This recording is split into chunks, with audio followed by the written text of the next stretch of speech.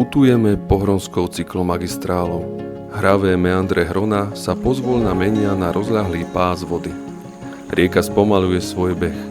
Vody osídľuje vodné vtáctvo, na hladine sa odráža obraz okolitého života.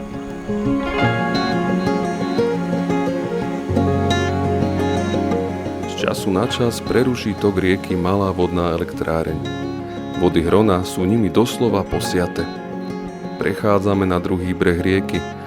I tu je cesta prispôsobená pre peších aj cyklistov.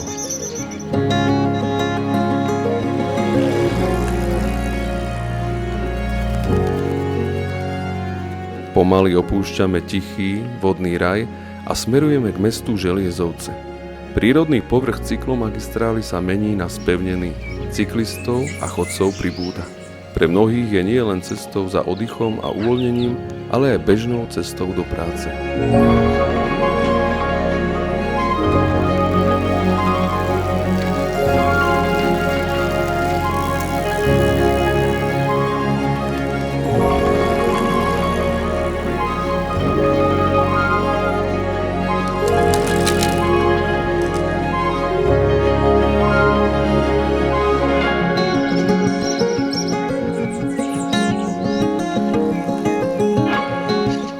Mestečko samotné stojí za malú zachádzku.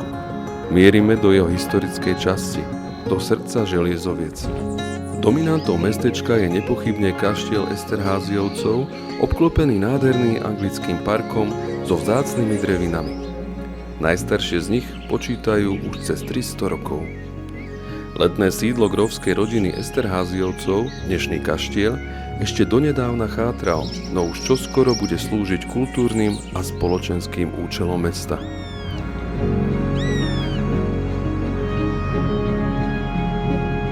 Perlu južného Slovenska Želiezovce preslávili v minulosti slávne osobnosti. Patria k ním hudobný skladateľ Franz Schubert a autor svetoznámej Zacherovej torty Franz Zacher. Kde sa známe osobnosti na juhu Slovenska vzali? V tom čase ešte neznámy hudobný génius Franz Schubert zavítal do Želiezoviec na pozvanie šľachtickej rodiny ako učiteľ hudby pre ich dcéry. Svojho času pobýval v ich letnom sídle, ale aj v priľahlom učiteľskom byte, takzvanom Sovom zámočku, kde dnes sídli jeho pamätná izba a mestské múzeum. Jeho menovec Franz Zacher, cukrársky majster, sa v Želiezovciach ocitol ako kuchár grófskej rodiny. A hoci recept Zacherovej torty nevznikol priamo v týchto miestach, vďaka nadšencom sa zachoval dom, v ktorom býval.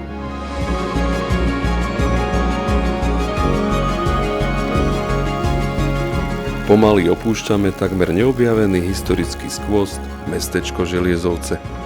Sme práve v polovici trasy pohronskej cyklomagistrály. Obdivovali sme malebné riečne zákutia, meandre a riečne ramená, život naplno spätý s vodou.